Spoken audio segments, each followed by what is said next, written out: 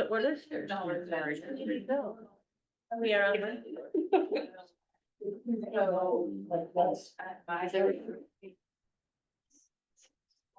There he is. Hello, everyone. We're gonna call the meeting to order. I think we're gonna have a Spanish interpreter on this. No, we're not doing interpretations. Oh, okay. Hello. So let's do roll call. Okay. Pip Marquez de la Plata, Here. Vicky Clues. Here. Carrie Gwiadoski. Here. Joe Rogoff. Here. Spencer Scott. Here. Betsy Van Dyke. Here. Patty Thayer. Here. Lonnie Lazar. Hi Hilton. Here. And Faye Zamora. Here. All right, we're gonna item 2, approval of the agenda. Does anyone want to make a motion to approve the agenda? So moved. Second. We can raise hands. Everyone, okay, yes, no, maybe? Okay, great, unanimous. Who, made the motion and seconded, sorry. Betsy. Betsy. And Harry. And Harry. Oh, sorry. Betsy and Pat, okay, thank you. All right, if anyone has conflict of interest, it's on the council of anything on the agenda, now's the time to make it known. All right, no conflicts. Item 4, consent agenda. What we have is the approval of the September minutes. Does anyone want to make a move to approve or have any comments? I'll move to approve. I'll second. Okay.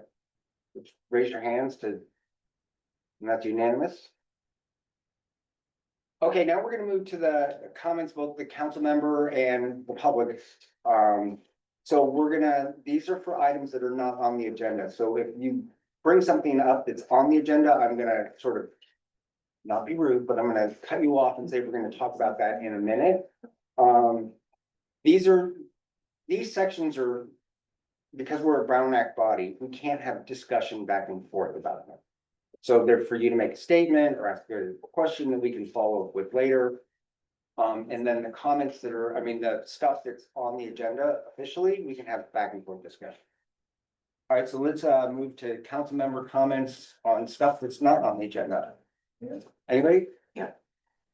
So one of the other hats that I wear is president of the River Friends of the Library, and that supports the Guerneville Regional Library, Forestville, Guerneville, and Occidental.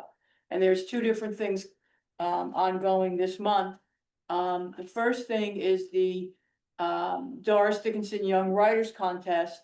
That's for grades 6 through 8, and it had been just in the sort of Guerneville service area, but the service area went all the way to almost all of West County. But now it's going to be anywhere in Sonoma County. And it's a essay contest. And the topic is, what does artificial intelligence mean to you? Should it be utilized in educational settings? And if so, how can it improve learning? And this is a really cool thing that the River Friends does. There's a money prize for 3 different ones in 6th, 7th, and 8th grade. The essay's ongoing now. And if you know of anybody who wants to participate in this in schools beyond the Guerneville sort of service area, please let them know. Guerneville, Forestville, Occidental area. Stuart Wilkinson, who's the teen librarian, will take those questions at the library. Is there a deadline? The due date deadline for the essays is October 24th, no later than 5 p.m. And can you use AI to do your essay? Well, I know, it depends on what the local regulations are at the school. Yeah, but we thought that was a very timely topic. Yeah. So that's happening, and then there'll be an award ceremony in November, Saturday, November 15th at 1 p.m. But for the October, if people want to do that. The other thing is, the River Friends of the Library sponsors a annual Halloween open house in most of you know that Halloween is really cool and big and wonderful in Guerneville. And, we've sponsored this open house where you can paint a pumpkin, make a button, do some drawing, play, cornhole. There's door prizes for all ages, free books. You can come in costume or not. Families come, sometimes they come and stay almost the whole time from 3 to 5:30 on Halloween. And we have over 200, sometimes 300 people come through in that 2.5 hours. So that's Friday, October 31st, from 3 to 5:30 at the Guerneville Library. Awesome, thank you. Anyone else on the council? Couple of residents have been communicating with me about the crosswalk projects and So so, we're gonna talk about that in county update. okay. Right. Anyone else have a comment that's not on the agenda? No? Anyone in the audience? Yes.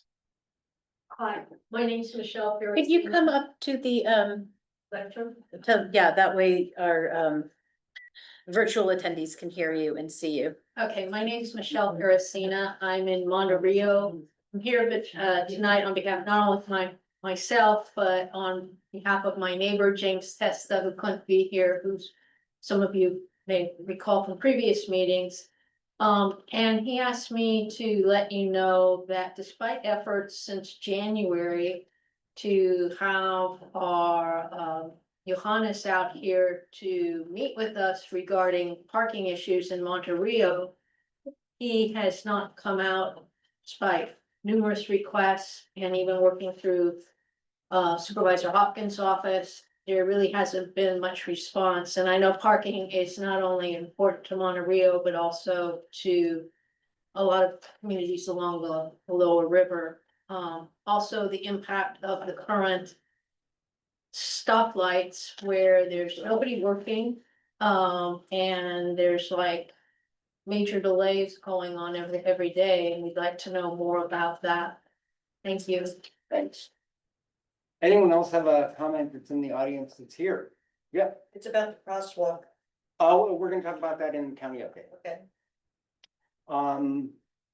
Anyone else? Anything? What about online? No hands raised online. Okay, great. All right, we're gonna move on to the county update. All right, good evening, everybody. So a couple of updates regarding, sorry, was that yours? All right. Regarding Board of Supervisors meetings. So we do have the West County EIFD coming up on October 14th. It will likely be heard around 2 p.m. This is an unusual kind of afternoon meeting of the Board of Supervisors because we actually are starting the Board of Supervisors meeting in the afternoon, and then we're having a special meeting at 4:30, also in the Board of Supervisors chambers on that same day, that's going to be discussing the impacts of HR 1 on county services. And so basically this is sort of the impacts of, you know, the federal budget and what that means for county health services, county human services, and the County Development Commission. Additionally, we will hear presentations from our nonprofit partners, including a representative from not specifically West County Health Centers, but from Aliados, which represents all of the federally qualified health centers in Sonoma County, to share what the impacts might be to healthcare. And we will also have some representatives from immigrant serving and LGBTQIA serving nonprofits to also share, you know, kind of the impacts that they are seeing. So that's going to be a special meeting at 4:30 next Tuesday. And then West County EIFD information will be presented around 2 p.m. at the regular board meeting on that day. And just to share a bit about the West County EIFD, the request is coming forward with $140,000 to support the development of an infrastructure financing plan. And just as a reminder, the EIFD has come before the Lower Russian River MAC in the past. We are now at the point where we could actually ask the Board of Supervisors, like all of my colleagues, to bless this process and launch this process, which could ultimately result in the formation of the EIFD as at around August of 2026. So there's a lot of bureaucracy that has to happen unfortunately between now and then. But I'm happy to answer any questions about that process. Could you just say what the acronym means? Oh, yeah, sorry, thanks. So EIFD is an Enhanced Infrastructure Financing District. And as a reminder, this is not new taxes. It will not put any new tax burden on West County residents whatsoever. It is actually a return to source. So it would actually be the county, and the recommendation is returning either 20 or 25% of property tax revenue growth into the areas that are generating that growth. And the map that the consultants have drawn essentially incorporate all of, not incorporate, because it's unincorporated, that's a bad word to use, but they capture all of the urban service areas in West County. So basically kind of all of those towns. It's kind of funny because it's this map that sort of has, you know, lots of little islands all around West County. But that's because that's where we would really, you know, want to make some of these investments, and where we're also likely to see enhanced property tax growth. So, and that could be used to fund things, you know, that we're trying to keep it very general at this point, because the whole point of forming a public financing authority and developing this infrastructure financing plan is actually to come up with a list of projects. And so if the board approves this and sort of gives the green light to move forward, we would love to come back to the Lower Russian River and the Coast MAC to hear a little bit more about their specific priorities as we develop that public financing authority and that infrastructure financing plan. I also want to share an update on an ever frustrating problem of airport noise, which is, you know, we have been trying to advocate with the FAA. Most recently, James Gore and I have been brainstorming along with Johannes and John Stout, the airport manager, of apparently there's a different strategy that we could try, which is while we're moving forward with our big study and hoping to present sort of an alternative plan to the quote unquote redhead flight pattern, which is the one that's driving everybody crazy. They're all named after Charlie Brown characters. So we left the Charlie departure and we are now on the redhead departure. And unfortunately the redhead takes off and like just a few hundred feet up, banks sharply over West County. And then there's like the roar of engines and frustrated residents all under the flight path. And so we are now going to work on sending a joint letter from me and James, and sort of a separate kind of more technical letter from the airport administrator to basically ask for us to revert to the Charlie departure as the default while we move forward with our study to try to figure out what is the best possible, least noise impactful, and also safe flight path for departing STS.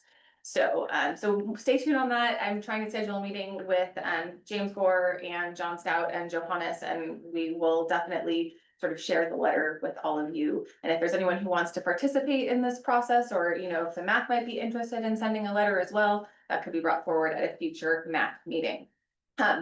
Finally, wanted to touch on sidewalks. My understanding is that the survey is still out and active with the Chamber of Commerce, soliciting feedback from the community about potential crosswalk design and, you know, support for new crosswalks and kind of investment in the community and art. So that is currently active, and happy to answer any questions about any of that. Also want to say that I am very sorry that Johannes has not made it out because he was supposed to have come out to come and take a look at the parking in Monterey. And so my promise is that I will text him tonight and really make sure that if he can't do it, he actually did hire back some extra help, former public infrastructure employee who retired, so he's got a little more capacity. And so I'll see if he can either get out there or Janice can get out there. We're working on a few different issues right now, but that one's been waiting for far too long, and so I will follow up on that. Thank you. Go ahead. A little more info on the crosswalks. Last I heard, which was a little over a week ago, there were over 40 designs submitted already. The forum is out there until after this meeting. I believe that today will be the last day to submit ideas. On the EFID, do you anticipate any, did I get the acronyms? You got it. Do you anticipate any pushback from any supervisors, or do you need help, like a letter from the MAC or whatever, to help move the process along? I think support would be great. So even if it's, you know, an informal email that you could, I think that would be really, really wonderful. And because I think that, you know, Mike and I've been very sort of, I would say vocally supportive of EIFDs in other districts, Right. hoping that the karma will come back and be supportive of an EIFD in West County. You know, I know that my colleague to the south, Supervisor Rabbit, always has, you know, fiscal concerns. And so it does demonstrate actually the study that was done by the consultant on ROI to the county, that if we make these investments, it will actually result in enhanced property tax growth, which will ultimately benefit the county's general fund. And so I'm hoping that that makes the fiscal. And when's the board, what's the board meeting that's going to come out? Tuesday, October 14th, probably around 2 p.m. Okay. So. Quick follow-up, in talking with people in my neighborhood, there's a lot of questions about, can we see an example of a district where this has actually been successful? There are a lot of questions about sort of taking on debt and borrowing from future taxes. And so is there an example that we can look at where it's been successful and where it's been unsuccessful? Yeah, so that's a great question. So this is really sort of redevelopment 2.0. So it's actually modeled very similarly from redevelopment, which there are examples all actually around West County, as well as in other jurisdictions. But for instance, you know, the Monterey Septic, the Monterey Community Center were funded with redevelopment funds. Just out here in West County. And so I would say that that is successful, but I would say that the biggest challenge with redevelopment was on the special districts who participated. And so Russian River Parks and Rec actually is still paying a substantial debt burden, Yeah. which is very challenging to their budget, which is why I am not asking any special districts to participate in this. This is just county general fund. And honestly, I would, to be totally candid, be more concerned about the debt issue if this were not the county general fund that we all pay into, that we hardly get any of back in West County. And so, you know, and I believe that we have, you know, a robust general fund in the county that time after time, budget year after budget here has consistently come in over projected. You know, so we sort of project what we think the property tax growth and revenue will be, and we build a budget based on that. And there, it has consistently surpassed that, even sort of on the slower years, and, you know, even when we're kind of trying to budget closer to what we think the actual will be.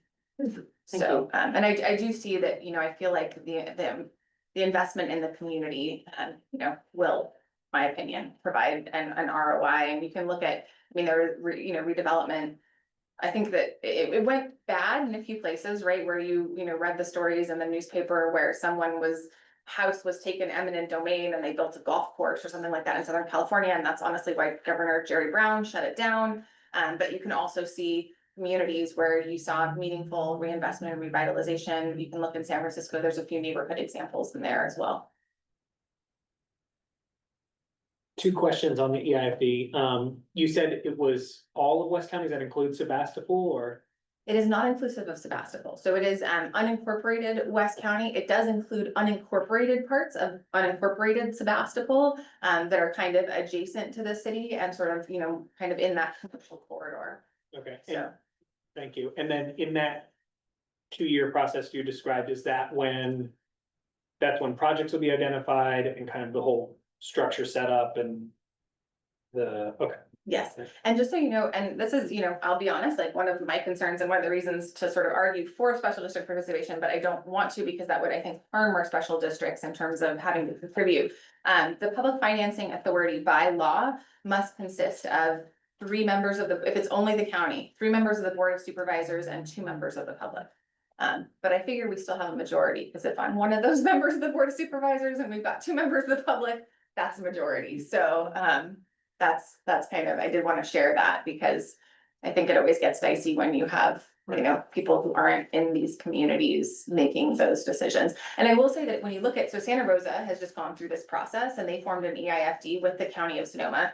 But, you know, to your question, Patty, there's no there yet because it's so new, right? And the state law that actually formed EIFDs is relatively new, so there aren't a lot of active projects that have already kind of been deployed. It's been more of sort of the process of setting it up and the community engagement. But Santa Rosa's EIFD, you know, it doesn't get into, we want to park in this part of downtown, or like, it still provides general structures that it can be flexible over the life of the EIFD.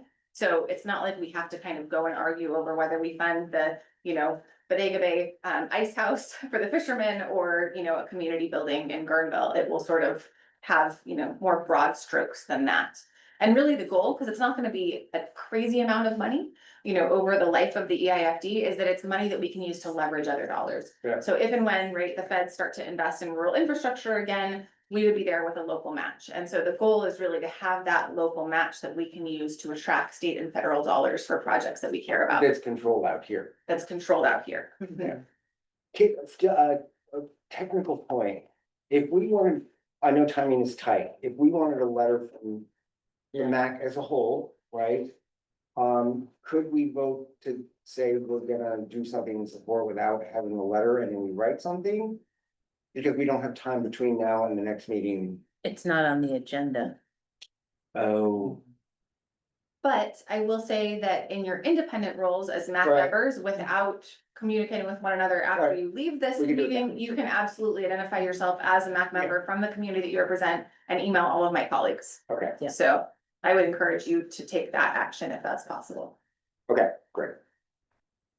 So just curious, when we originally heard about this, it was Sebastopol was involved, the city of Sebastopol. Are they pursuing this on their own? I'm just curious.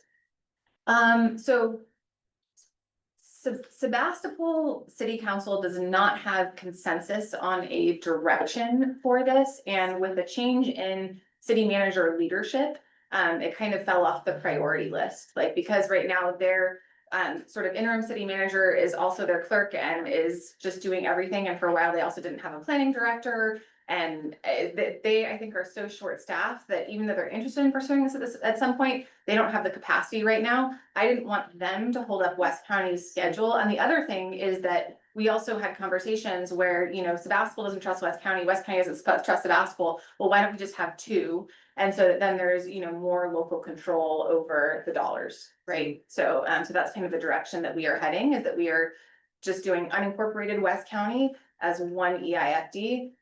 So, and then if at some point the city of Sebastopol does decide to move forward and does have the resources and the capacity to do so, we're still open to working with them.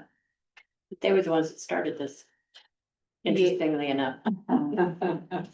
It's almost like the council changes its mind a lot. Down there. Can I make a suggestion? Could, like, someone from the district just send a slight recap to everyone here, don't comment on about what the issue is, and then everyone can write something from that if they choose to or not choose to. I can send back out the minutes from, the presentation that we had and sort of the update of where things are now. Right. Yeah, okay. Yeah. Okay. But the bottom line is, no new taxes, it's coming from the county's general fund, and it does give West County specific dollars for infrastructure projects that would be determined by the Public Financing Authority. With a majority of whom would be 2 members of the public and the 5th district supervisor. So, I'm hoping that this is something that is appealing, because I do feel like it would give us some dollars to leverage going forward. And the nice thing is, I mean, we often find things that, like, we've worked really hard to draw down ag and open space funds in West County, but that is, you know, for parks, and that you can't build a building with that, right? Or you can't, you know, so it's also kind of about, like, finding dollars for the things that we don't currently have budgets for. And I think everyone at this table knows how hard it is sometimes to get something done, because we have 4 other people that aren't from here determining where money goes. Yeah, Anyway. so we have a couple members of the public, and actually, you know, it might be nice, like, I'm just throwing this out there, we obviously can have a whole process for discussing who those members of the public are, but we also have a Lower Russian River MAC and a Right. Coastal MAC, and maybe there's, you know, like, maybe there's a way of coordinating or of elevating a MAC member to at least one of those positions. That will, I'm sure, be a fraught, hotly debated subject, Yeah. is who are those 2 people, right? Okay. Any other questions? Go ahead. Regarding the crosswalks, And would you mind coming up just so that the Oh, owl can hear you? Appreciate it. hi, my name is Patrick O'Leary. I'm a resident here in Kernville. I was just wondering regarding the crosswalks, why the yellow flashing lights and walk and don't walk haven't been activated, aside from the design of the crosswalk.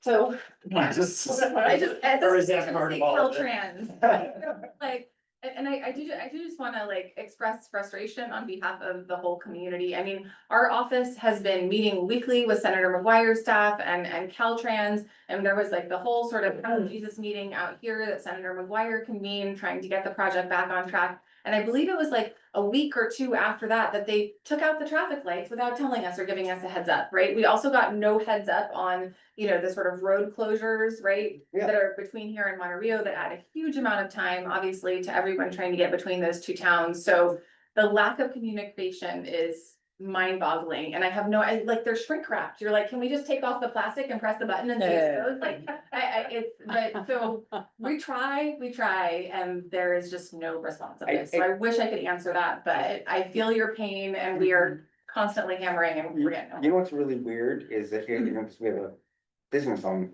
Main Street, is that sometimes when you get the guy that's running the project, that's actually on the ground, or some of the workers, and you tell them what the issue is, they will just adjust.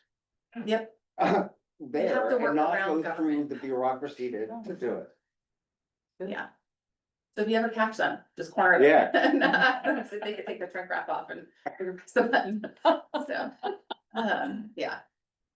Anybody else? Any questions? Any, on anything in the?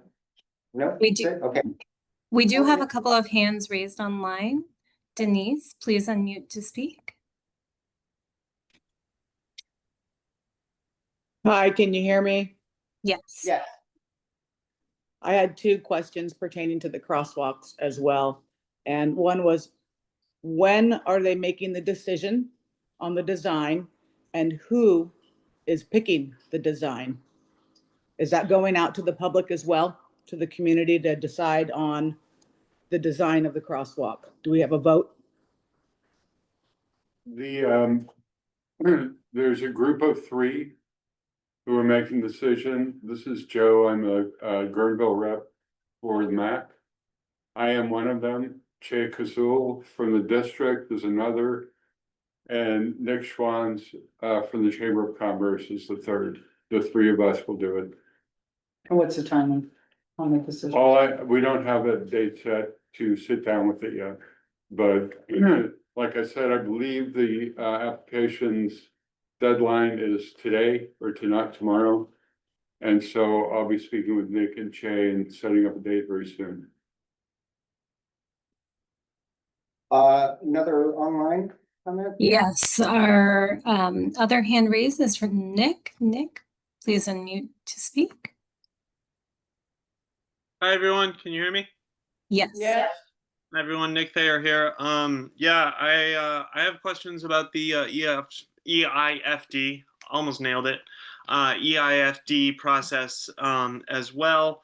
And I do hope to at least tune into the meeting on Tuesday when some of these might be answered. But I don't.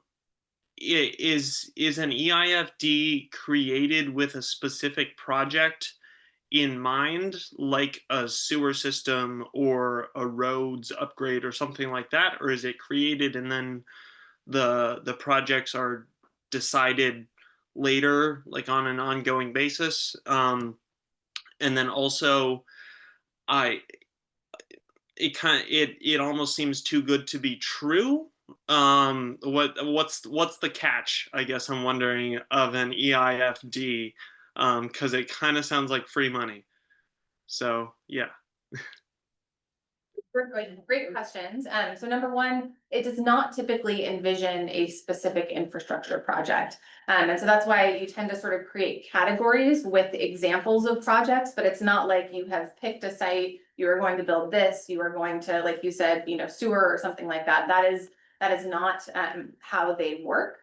And in terms of the sort of too good to be true comment, I would just say that this is government, and government is slow, and and it's going to be a government process. And that would probably be the biggest drawback that I can see. But in my opinion, because it is county general fund, because we are not asking sort of local, districts to participate, this is truly sort of a county investment that is long overdue, is like getting our property tax dollars back out in West County and actually doing things that the community wants, with the idea that if we make our community a better place, it will, facilitate increased property tax revenues for the county, and it's sort of a win-win. So I think that, and I think I would say that the other thing is, the fiscal concerns that were previously brought up, where the county, if the county doesn't end up getting its ROI, that will be a hit to the county general fund. But that will be on the county to balance with the entirety of its general fund, and wouldn't necessarily directly impact West County, right? And so far, it would just be sort of a general budget impact. It's not like they're gonna come take, unless some board is really vindictive in the future, 20 years from now, gonna come pull it back from West County somehow. We have one more hand raised from Steve Finnegan. Steve, please unmute to speak.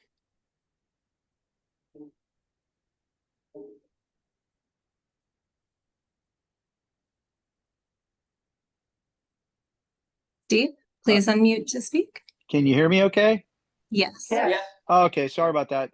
Thank you so much, Linda. I'm sorry I missed the first part of your presentation, and the last question was exactly what I was wondering about, is the new not financial district, or would it be a way to secure for any kind of existing infrastructure projects that are not funded right now, like the section on Summerhome Park Road that apparently needs another $1 million to be repaired.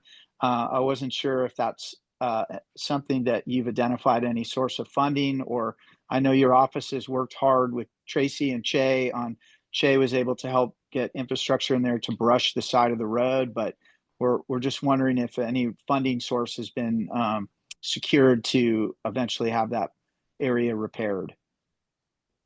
So I would say that in terms of existing infrastructure needs, everything is on the table, but do recognize that the EIFD won't likely have bonding capacity for the first few years. So it'll kind of take a few, we're basically trying to get in and start that baseline of property tax value. And then you need to accumulate some growth in order to have the bonding capacity to move forward. So I would hope that we are able to solve for Summerhome Park before those revenues would be available. That said, there is broad flexibility within the public financing authority to meet evolving needs. One other thing that I did fail to mention with the catch, and I think that some of the fears that have come with redevelopment and also with EIFDs, is that you are going to, basically sort of incentivize growth in communities. And so I do want to acknowledge that fear. I don't see that as a valid fear, but I do want to mention that. And the reality is that, our regional housing needs allocation numbers that we received are forcing us to upzone properties in rural communities that have no money to improve the infrastructure. So that kind of process already happened, and, this would actually potentially then, allow us to have crosswalks. And although crosswalks maybe is a fraught conversation right in this moment, but, bike lanes and infrastructure that can actually help our community be more of a live-work community. So. All right, thank you. We gotta move on to our next topic, which is the Eel Russian River issue, Potter Dam.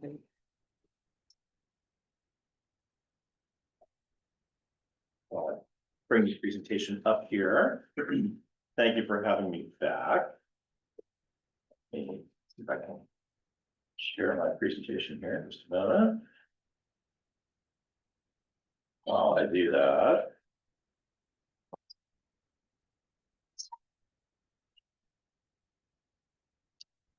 I believe I was with you last month along with Jessica Martini Lamb to describe some of our progress on the Russian River biological opinion.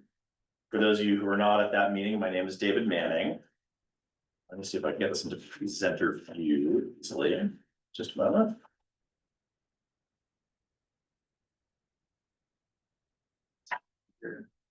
No, so I've got it. Yeah, of it. I had one moment. PowerPoint. So.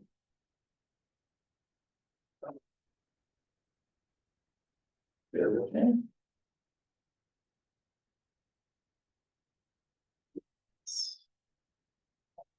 Yes. So let me share this. I hate.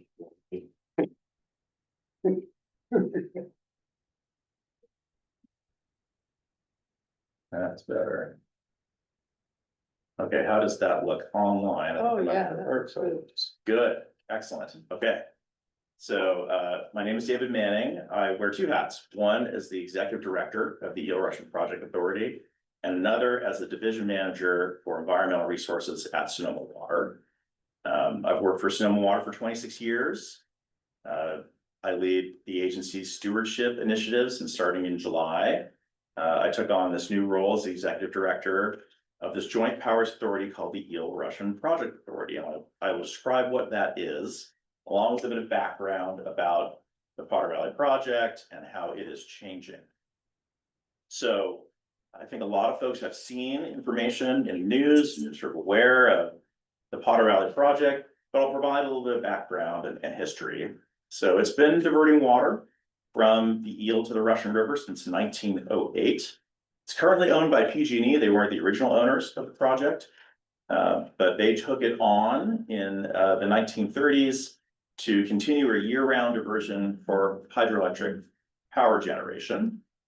The project's had a negative effect on anadromous fish, salmon and steelhead in the Eel River by blocking access to historic spawning grounds. That water diverted for 100 years is also, on the flip side, been a benefit to the Russian River watershed to support agriculture, communities, and even the environment here in the Russian River watershed for quite a long time. In 2019, PG&E announced that they intended to stop operating the project and not seek a new license. So there's a license issued to the project by the Federal Energy Regulatory Commission. They decided to surrender that license, and we are in that license surrender process right now. The PG&E formally filed their application at the end of July of this year. And what I'm going to talk to you about today are Russian River and Eel River interests that came together to implement a plan of action to continue this diversion after PG&E steps away and is no longer the licensee for the project. So to implement that plan of action, we formed something called the Two Basin Partnership. It has a couple of goals. The members represent interests in both the Eel and the Russian River watershed. So you can see on the screen here a few logos, and I'll sort of step around those logos in a more or less clockwise fashion. You've got Trout Unlimited, Sonoma Water, Humboldt County, the Round Valley Indian Tribes, California Trout, the Mendocino Inland Water and Power Commission, which itself is a JPA of interest in Mendocino County water users, and the California Department of Fish and Wildlife. All those entities came together out of a process that was initially started by Congressman Huffman some 7 or 8 years ago. And we emerged as a group representing many of those interests in both watersheds to improve fish migration and habitat on the Eel River, but at the same time maintain this continuous diversion using the existing tunnel and some of the facilities that PG&E have been using for hydroelectric generation to continue to provide that water benefit to the Russian River. We signed a water diversion agreement at the end of July, sort of coincident with PG&E submitting the surrender application. And there are several components of that water diversion agreement. We support PG&E's application to surrender the project at the Federal Energy Regulatory Commission. So actually a piece of their application that speaks to the permission that FERC would grant PG&E to allow the Eel Russian Project Authority, and I'll describe what that is, to construct this facility that I will describe to you today. There's a lot of regulatory process involved in projects like this, hydroelectric projects that manage dams. So there's a very formal process to allow this new entity that I represent to step in and build something and divert this water. That new diversion facility will be constructed at the same time PG&E removes one of the project dams, Cape Horn Dam. It's very important that there be some synchronization between those two events so that there's not a gap in time when water is diverted from the Eel to the Russian River, and the environmental impacts are minimized on the Eel River side. This water diversion agreement includes diversion rules that specify how the water can be taken from the Eel to the Russian River in a way that doesn't harm the ecosystem on the Eel River, and I'll describe that in some detail. There's also provisions for the leasing of water rights that will be held by the Round Valley Indian Tribes. And this is a very important part of this agreement. Right now, PG&E holds the water rights that allow them to divert this water for the hydroelectric project. What we're proposing to PG&E is that the Round Valley Indian tribes be the holder of those rights and lease the right back to the Eel Russian Project Authority to the tune of $1 million a year, to continue that diversion. It's a very historic part of this agreement. It's returning the water rights to the original rights holders, if you can view it that way, on the Eel River. There's also supporting continued restoration of the Eel River ecosystem through a conservation restoration fund. The water users for this project will pay $750,000 a year toward that fund. In exchange, the term of this diversion agreement runs between 30 and 50 years. And say 30 to 50 years, 30 years is contemplated as the initial term. There's another 20 years if we satisfy the term of this agreement and some renewal requirements that are fairly stringent. So there's a lot of compliance, a lot of adherence to the rules and what's in this water diversion agreement to keep this diversion going between the Eel and the Russian River. So the Eel Russian Project Authority, that entity that I represent, was created in December 2023 as a joint powers agency between Sonoma Water, the County of Sonoma, Mendocino Inland Water Power Commission, with the Round Valley Indian Tribe sitting as not a member agency, but represented on the board of directors. And our entire objective is to plan, construct, operate, maintain this diversion at the site of Cape Horn Dam in a way that allows anadromous fish and fish habitat to thrive on the Eel River. So here are some images of the sort of primary pieces of infrastructure that are associated with the Potter Valley project. And I think you've probably seen some of these images before, but farthest upstream, Scott Dam and Lake Pillsbury, constructed in 1922, about 12 miles downstream, Cape Horn Dam and Venaro Reservoir. That's the original facility that started the diversion, built in 1908. And then after the water is discharged on the Russian River side and flows through the East Branch of the Russian River, that water ends up in Lake Mendocino. So Cayuga Valley Dam, Lake Mendocino, was constructed in the mid-1950s as a part of the Russian River project. So Sonoma Water, the Army Corps of Engineers, the Mendocino County Flood Control District, all take an interest in either the water supply or the flood control pool and managing those sources of water for the Russian River. That Russian River project is tied in with Lake Sonoma. They're both, Sonoma Water, are the federal sponsors for that project. See here is an image of Lake Mendocino in the depths of the drought in 2014.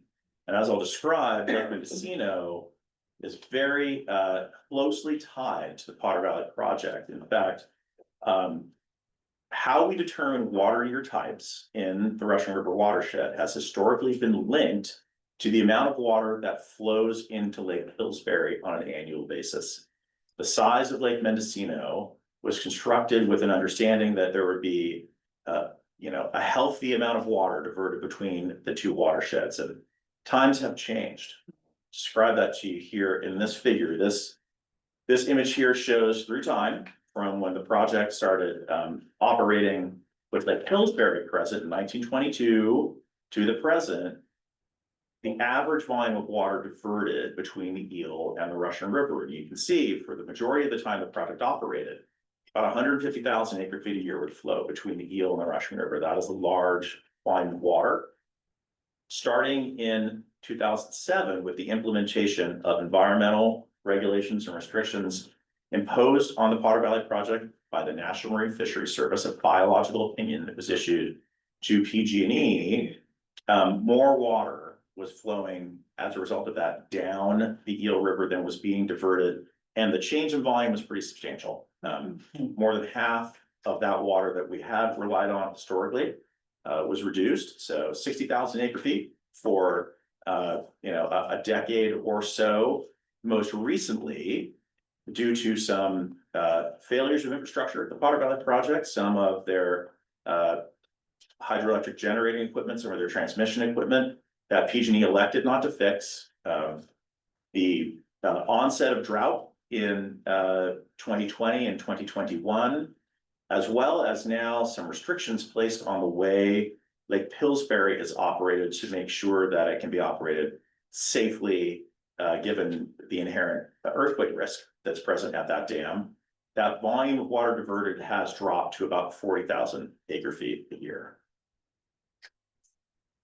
I'm going to walk you through what we're proposing to do, and then I'll tell you a little bit about how much water we think will be diverted on a regular basis through the project after it's constructed. So this is an image, an artist rendering, but based on engineering plans and survey data of the existing Cape Horn Dam site. So again, this is that farthest downstream dam owned by PG&E, the original dam. If you look on the left-hand side of that image, you can see something labeled diversion tunnel entrance. That is how the water flows from the Eel to the Russian River. That tunnel was created in 1908. It runs for more than a mile through the mountainside. This reservoir was created to allow gravity to feed that diversion. It's also, it has fish passage facilities. It is not a complete barrier to fish. Fish can pass it, although there are all kinds of issues and problems with how that fish ladder functions. It's a very old facility. In fact, I believe it is the tallest fish ladder in the state of California right now. So what we propose in place of this facility, when PG&E removes Cape Horn dams, you can see what we call the spillway portion, that area of the dam that blocks the flow of the river. In this image is removed. There are a couple of remnant sills where the fish ladder entrance was and the spillway itself. What's in its place, so the river is free flowing at this point, and this contemplates also the removal of Lake Pillsbury, so Scott Dam. We have in place is a pump station, and that pump station is lifting water about 40 feet from the base elevation of the river in a large conduit up to that existing tunnel entrance. So the water will still flow from that point via gravity, but it will be pumped to that diversion point. The way this works, and I'll show you another image. If you're sort of a fish swimming upstream, you don't encounter any barrier. If you're a juvenile fish swimming downstream toward the ocean, the rate of pumping and flow won't cause you to be trapped or impinged against the screens. And the way the diversion happens, it's seasonal in nature because there's no storage in Lake Pillsbury. The water can only be diverted from the Eel River when it meets a certain set of criteria that allow the ecosystem functions in the Eel River to be preserved. So there's a set of rules that maintain a minimum flow in the Eel River and a percent above that minimum flow, and it changes seasonally, that can be diverted. That preserves the natural hydrograph in the Eel River, allows a small amount of water up to 300 cubic feet per second, which sounds like a lot of water, but at many times it is a small proportion of the flow that's flowing past the Eel River. At this point, there's a large volume of water that flows past this portion of the Eel River watershed. That water is taken in a way that won't affect the ecology in the Eel River. And we can see the result of that. This is the same image that I showed previously, but on the far right-hand side is what we estimate the average volume will be diverted through this new project. So the new Eel Russian facility, about 30,000 acre feet on average. That 30,000 acre foot average is actually less than those diversion rules that we've agreed to will allow to be diverted, but this is the amount of water that we can divert and put to storage in Lake Mendocino. It gets a little bit complicated, but Lake Mendocino, it's managed for multiple purposes: flood control and water supply. That flood control space, although we have laxed and through an agreement with the Army Corps of Engineers the amount of water that can be stored in that flood space, it still needs to be maintained to preserve the safety of the dam and the reservoir, the residents downstream. There are many times under these diversion rules when it's safe to take water from the Eel River for the Eel River's ecosystem, but if the water were put into Lake Mendocino, it would simply get released as flood control water to maintain that flood control space.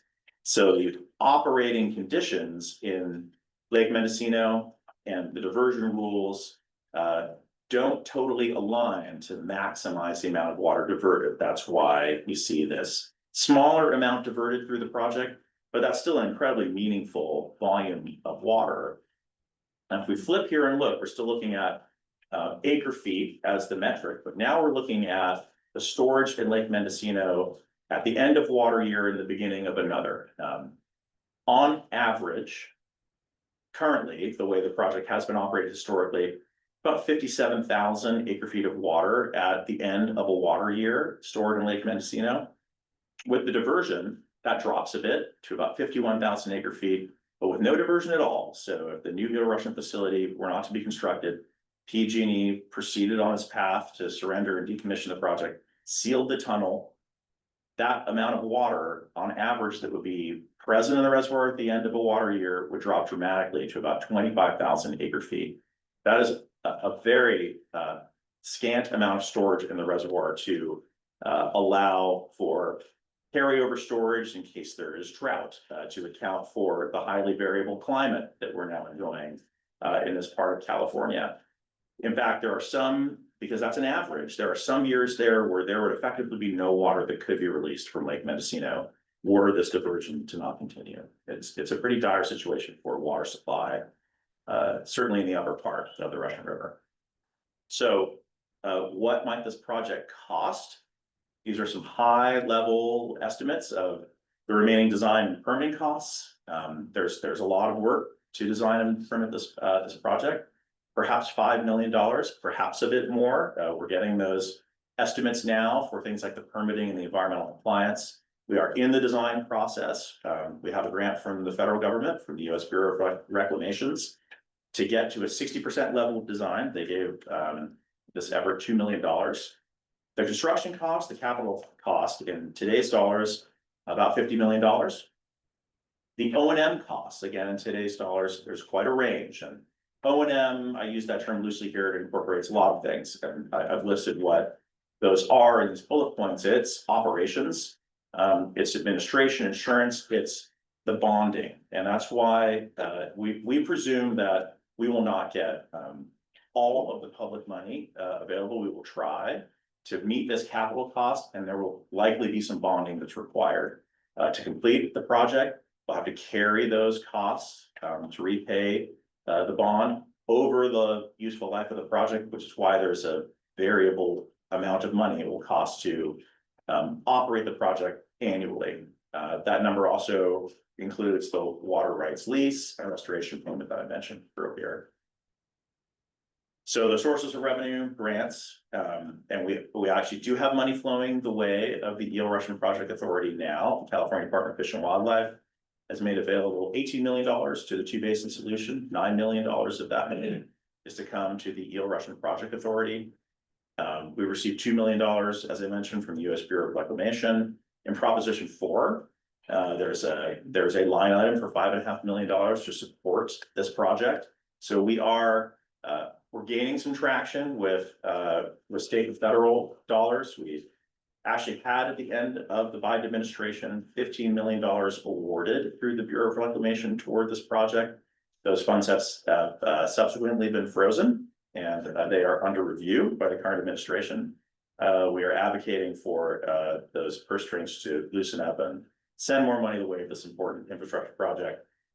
The other source of money, of course, are water user payments, and we're in the process now of evaluating revenue strategies so that we can distribute the cost of this project and the reliability it brings to Lake Mendocino across a wider group of users. Next steps and potential schedule.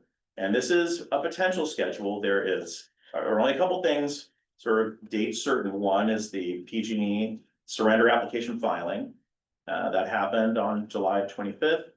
The signing of the diversion agreement. After PG&E files that license surrender application with FERC, there is no statutory timeline for FERC to respond to that request from PG&E.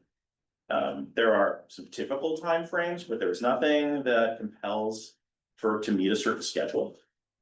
So this is the Eagle Russian Project Authority's best guess as to some of the things that will happen over the coming years, that some of which are in our control, others are in the control of PG&E, of FERC. and some of the other regulatory agencies. I won't go through everything in this list, but there is a lot of permitting, regulatory process, as well as design work that needs to be accomplished before this project can be constructed or is ready to operate. There are 2 parallel environmental compliance tracks, and this is something that's a little bit confusing and complicated about this project. CEQA will be done by the Eel Russian Project Authority for the new Eel Russian facility. CEQA will also be done for PG&E surrender and decommissioning process by the State Water Resources Control Board. Both CEQA efforts support an application for a Clean Water Act permit, but PG&E's interest is in their decommissioning and surrender. The Eel Russian Project Authority's interest is in the construction of this new facility and its long-term operations. So those are related, but really sort of separate environmental compliance tasks. So we will work our way through that process over the next several years. We have to receive a permit from the Army Corps of Engineers that requires NEPA. The National Marine Fisheries Service needs to issue a biological opinion, both for the surrender and the decommissioning for PG&E, as well as the construction and operation of the new Eel Russian facility. If we're successful in a few years in making it through that process, perhaps we get a license surrender order by 2030. After that surrender order arrives, there's still some, there will be conditions in that surrender order that PG&E has to fulfill most likely. So they will not be ready to construct a project immediately after receiving that order. So perhaps by 2035, there could be dam removal and restoration and concurrent construction of the new Eel Russian facility. So while PG&E has taken some steps to apply for the surrender order, it is not imminent. There's a lot that has to happen before that surrender order will be issued or any construction or deconstruction would commence. So there is some information about how we got to this place. The Eel Russian Project Authority has developed a website. That website has a really good list of some of the documents that led to the development of this new Eel Russian facilities with the feasibility studies that were conducted, looking at impacts on the Eel River, impacts on the Russian River, alternative ways of diverting the water between the 2 watersheds that would work in concert with PG&E's surrender and decommissioning.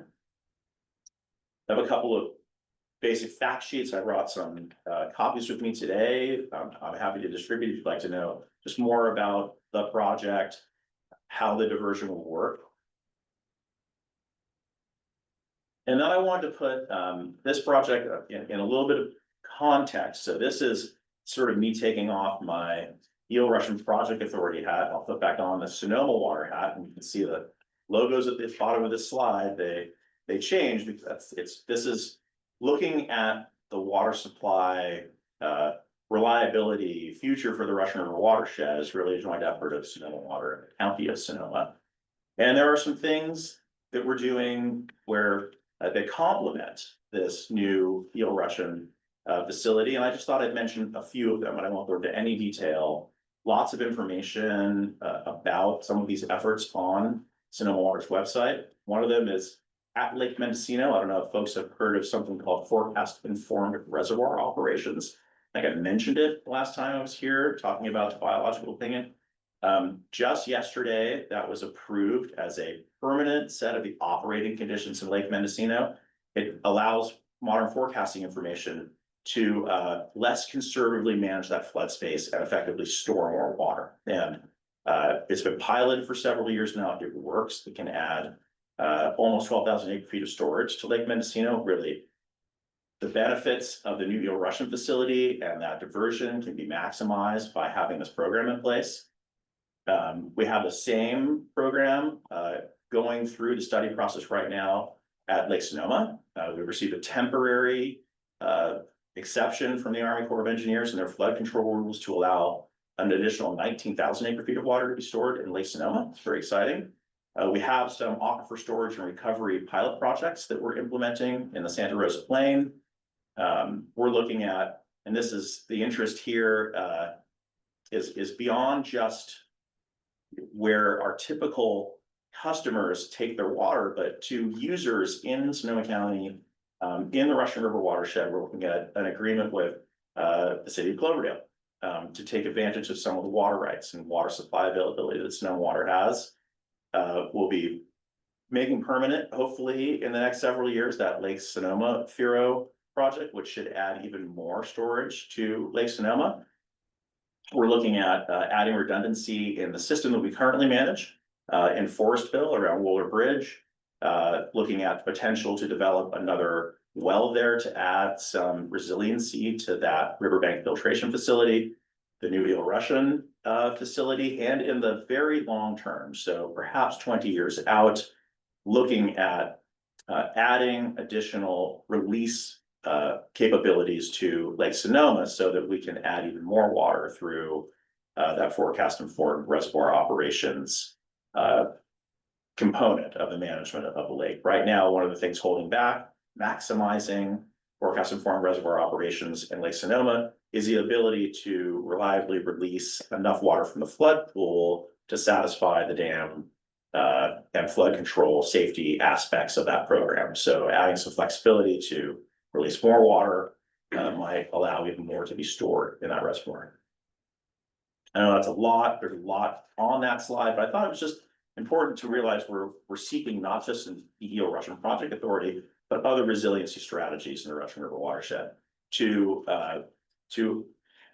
decrease our region's dependence on the Eel River. We know that diversion, it will not last forever. The terms of that water diversion agreement are up to 50 years. We're hoping the project may persist beyond that. But one of the things we have to demonstrate to the parties we signed that diversion agreement with is that we will decrease our dependence on that diversion over time. Great. Right. Thanks. So that is my Thanks. description. Yeah. We're gonna bring it to council first. I do have a comment. This particular subject I've heard on the street and I've heard people talk about, and there's not a lot of understanding of all of the complexity of the project. And people tend to say, this is gonna be a disaster, or it's gonna be fine. There's not a lot of in between. So I think this is extremely helpful for people to understand what's going on, what we're trying to do with it.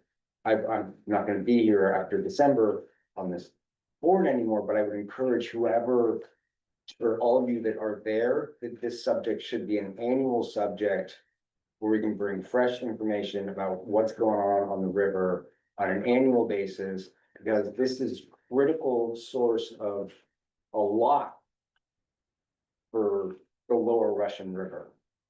Our economy depends on this, right? We have wildlife that we're trying to preserve. There's a whole bunch of different conditions. If this river didn't work for us, we wouldn't be here. So I think this is a critical subject that should be an annual thing for this MAC to take on and expose as many people to as much, and they can agree with what you're saying or not, but they should know what's going on a regular basis. And I will get off my box. Thank you. I have a question, on where you're looking ahead to diversion amounts. Does that include any looking at climate change and what the impact of all of that is, as well as whatever regulatory or diversion tactics we can use?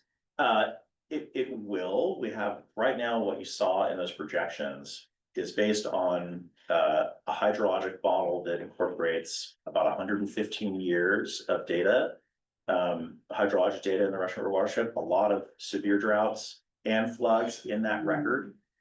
So it does consider very long dry periods, but we have not applied some of the climate models to that data yet, and that's something we will be doing. Okay, thank you. I wonder, once the project is completed, what would be the impact on recreation here? How would it affect the Russian River and water levels? So the objective is to try to preserve our ability to maintain stream flows similar to the way they are now. So we live by a set of rules set by the state. Sonoma Water has to, in order to satisfy its water rights permits, we have to meet minimum in-stream flows in the Russian River. By preserving this diversion, it makes it more likely we can continue to provide those same minimum flows. You will see though, that the volume of water decreases, that decreasing volume of water, our hydrologic index, we are very much hoping, we do this on a temporary basis now, we're hoping on a permanent basis, storage in Lake Mendocino establishes that hydrologic condition. The less water that's stored in Lake Mendocino, the more likely it is we'll be in a drier than a wetter hydrologic condition, which would, that's what establishes the in-stream flow requirements in the Russian River. Normal is what we've enjoyed this year. You've all experienced dry or critically dry. The less water we have stored in that lake, the more likely it is we may shift into a dry as opposed to a normal schedule. The way we've arranged that hydrologic index, there's a more frequent evaluation of those conditions, which is good. That doesn't exist now. Using inflow from Lake Pillsbury as the index, and it allows us to shift between those conditions to try to maximize storage in the reservoir and prevent there from being critically dry conditions. So there's no doubt that this is a reduced diet of water for Lake Mendocino, certainly compared to the way it was historically. But we're hoping enough to maintain a semblance of what we enjoy now as the stream flow. Yeah, I think everyone is gonna be, concerned about water prices, its effect on agriculture and tourism. I'm personally I'm very happy for the Round Valley Indian tribes in the Eel River. I think it's like a great ecological project for the Eel River, and I think that we just have to be shifting to, okay, we have a 5-10 year runway to adapt. And I'm curious, this is kind of a joint question for you and maybe Linda. It's like, what can we do and are we doing to maybe incorporate into the general plan ways in which we can adapt to, I think, be more efficient with water year round and store more water across the county?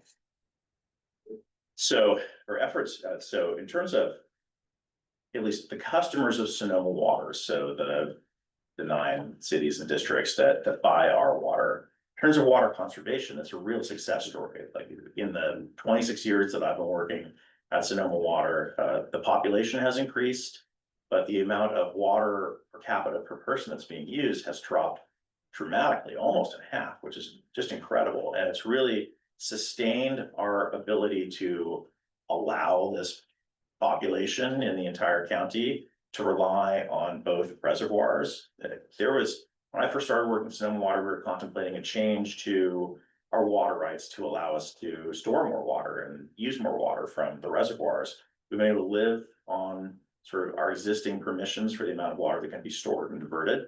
So, which is a great story. It's fantastic for those municipal customers.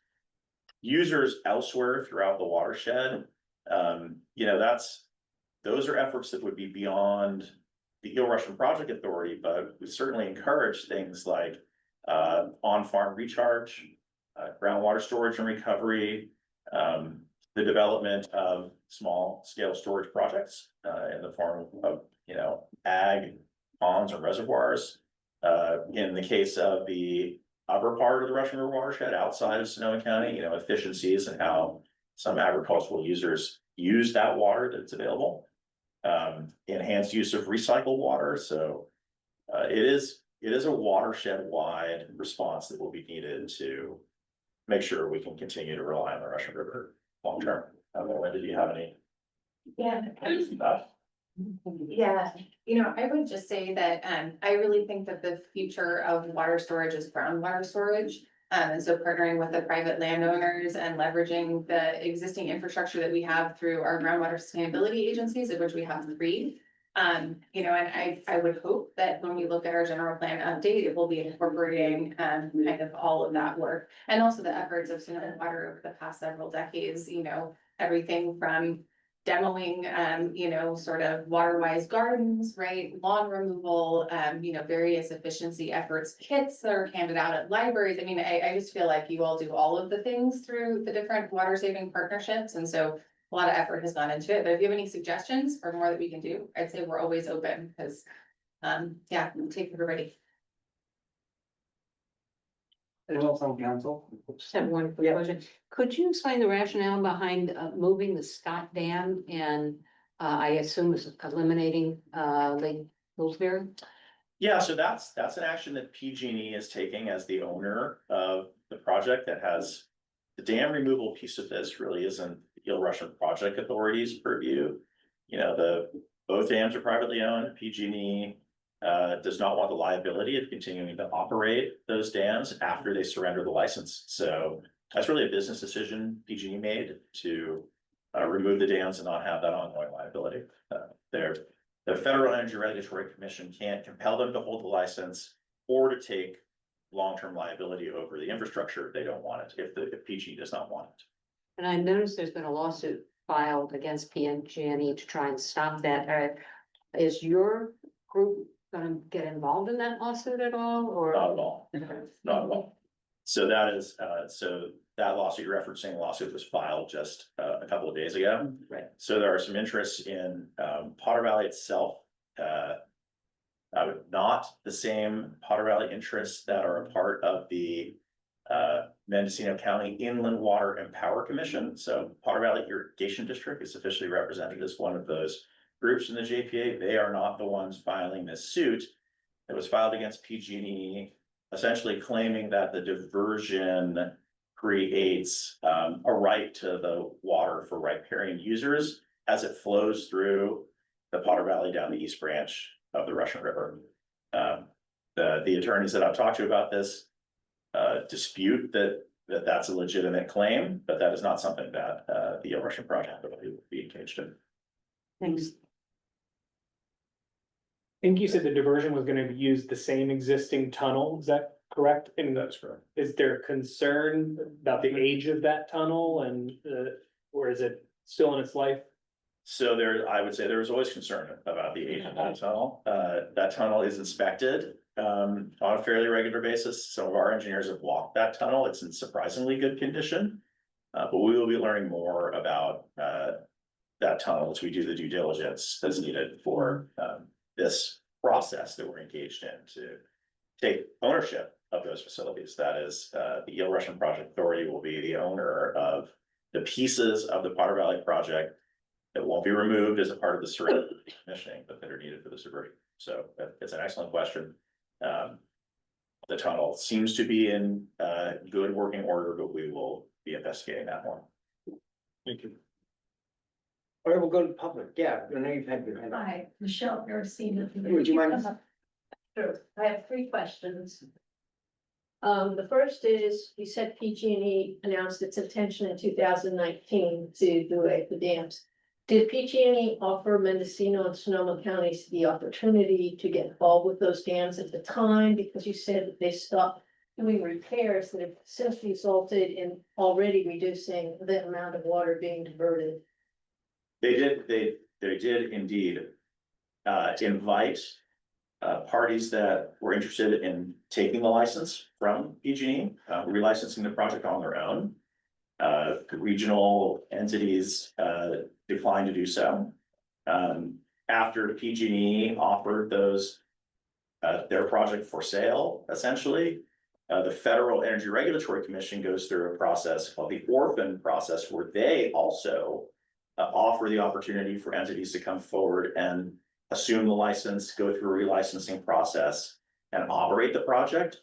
No one stepped forward through that project. PG&E, close to the time they announced they were surrendering the license, did invite proposals for anyone who's interested in some components of the project. That's where the parties that eventually formed the Eel Russian Project Authority came forward and said, we do think we have a way of continuing to divert water that won't stand in the way of your plans to surrender and decommission the project, not taking an interest in the dams, but simply taking an interest in that diversion piece. So there was an iteration or two of PG&E and the federal government soliciting folks to come and assume the entire project. So when did Sonoma actually get involved? We were involved, we started our involvement with this project around the time that PG&E announces that the license will be expiring since 2017. And we elected, along with other regional partners, not to assume all those liabilities and operate the project ourselves. That is, we're not in the hydroelectric business. We're not in the dam ownership business, so. Okay, then my second question then is, you mentioned that it's going down to 30,000, the diversion goes down to 30,000. Acre feet. Okay, is that a minimum amount that we will be receiving, or could it go even lower depending on the year? That's an average. It can be lower, it can be higher. It depends on the conditions in that particular year that allow that water to be diverted and stored. So that number can be twice that, it can be half that. That average incorporates this very long hydrologic record that we've been using to analyze. Okay, with the low flow that you've had the past several years, in the middle of the summer, usually the level at Burnville Bridge is 5.5 feet. Okay, I live further down in Monterey, and we see less than that because there's a few dams going down. We see a major drop in the water when the Forestville inflatable dam goes up.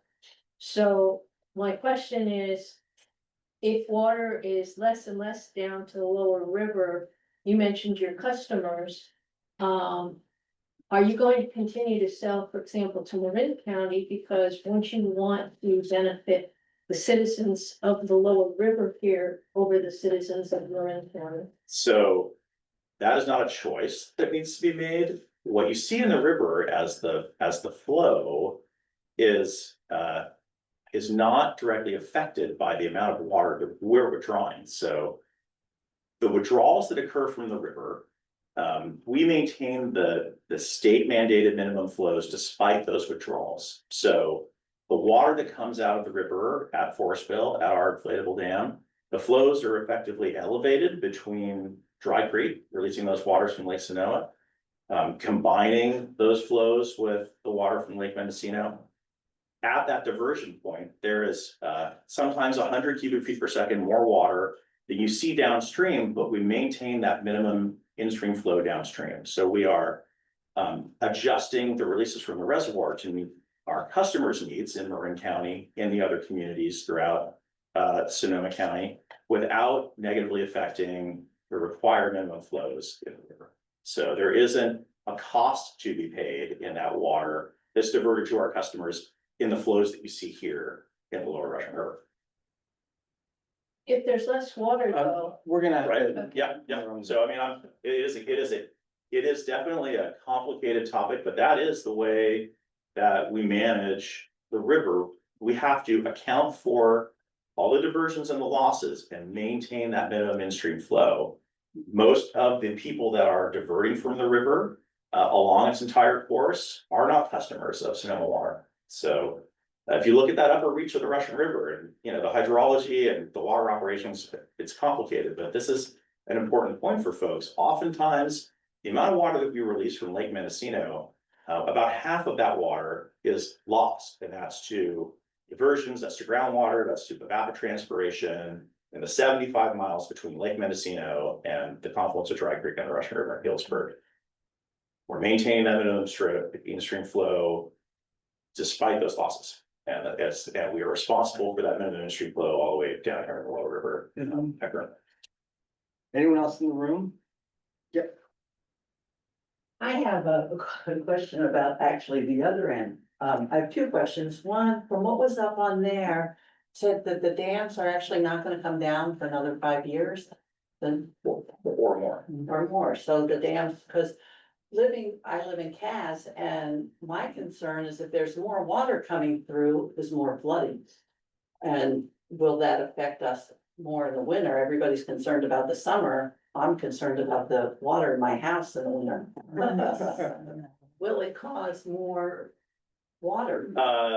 No, that's the flood control operations at the lakes that flood control operation managed by the Army Corps of Engineers is very conservative. We've, through forecast informed reservoir operations, sort of despite what's being diverted from the Eel to Russian River, there are a lot of conditions like this year where there was just so much natural runoff collected in Lake Mendocino. Those rules kick in to be as protective of downstream communities as possible. But you gotta realize that only 20% of the watershed is impounded behind either. That's combined between the impoundments behind Lake Mendocino and Lake Sonoma. 80% of the watershed is just responding to natural rainfall and runoff. So much of the flooding that occurs in the Russian River is the response of the watershed to the rain that falls in the Russian River that's not captured by the names. Thank you. Anyone else in the room? Anyone online? Oh, I do, I have two. oh, Yes. does anyone online have a question? I'm not seeing any hands raised online. All right, great.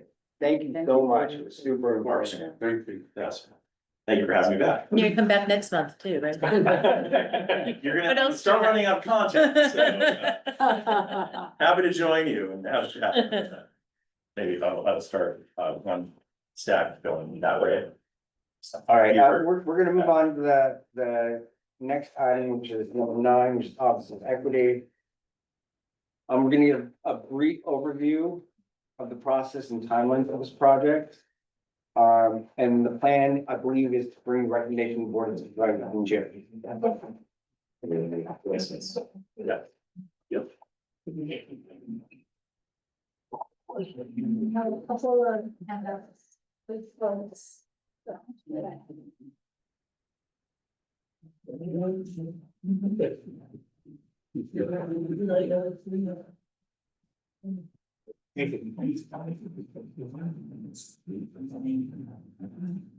Thank you.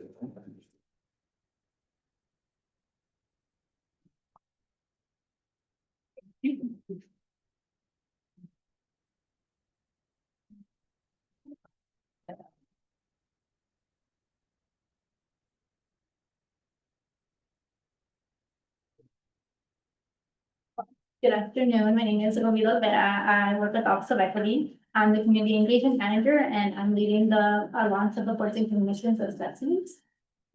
So we'll be doing an assessment across all boards and commissions to learn more about what current challenges and opportunities exist. And we're starting off with the survey that is just become live.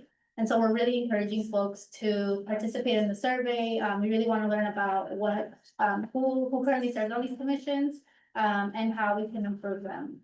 Really important, kind of to take you through the timeline, is that we're doing a lot of the engagement work now through the end of the year. So like I said, you have the survey open now, and there's a QR code linked here. And so that you can go ahead and take the survey and have some time. It should take about 15 minutes at most. And then we have interviews and focus groups that we'll be doing with different commissioners and staff members supporting this. And next year we'll start to draft some recommendations for the board.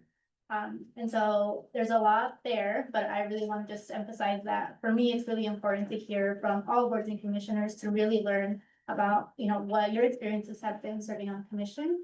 And also that we understand that these bodies are really important to public participation from community members, right? And so this is the first phase of our work.